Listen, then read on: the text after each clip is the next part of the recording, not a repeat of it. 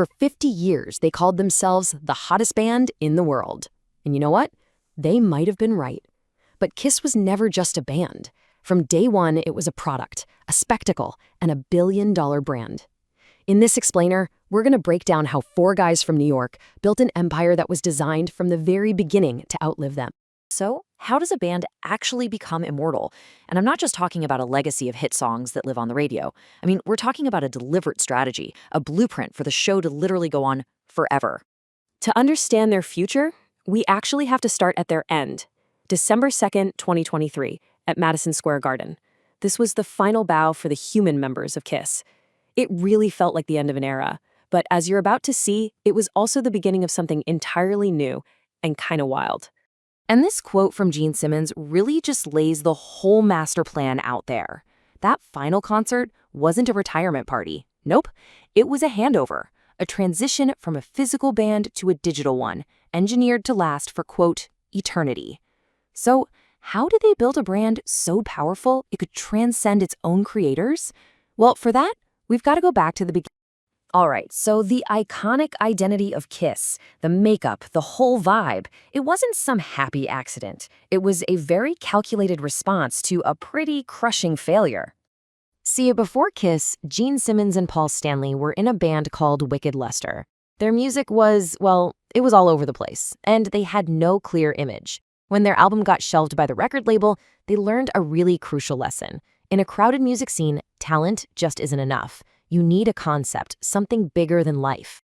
And this is what they came up with. 4 distinct, unforgettable characters. And these weren't just costumes, they were archetypes, each with its own little backstory. The Star Child, the Demon, the Catman, and the Spaceman. These 4 characters became the absolute pillars of the entire Kiss brand. And you know, there was some real psychology behind these personas. Take Paul Stanley, for instance. Off stage, the guy was actually pretty shy. The Star Child character, this flamboyant, super charismatic rock god, was basically a mask that gave him the freedom to become a superhuman version of himself up there.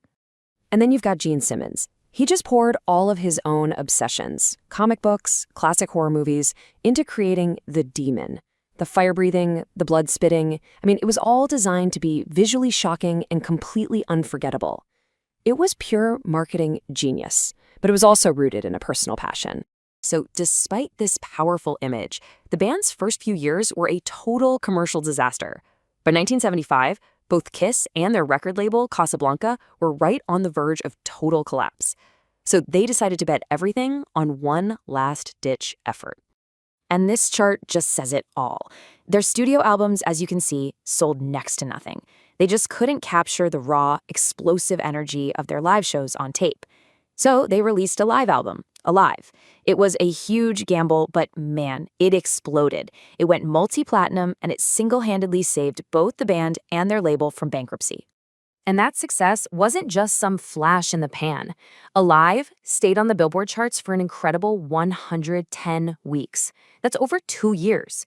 This wasn't just a hit record anymore. It was a cultural phenomenon that launched them into total superstardom.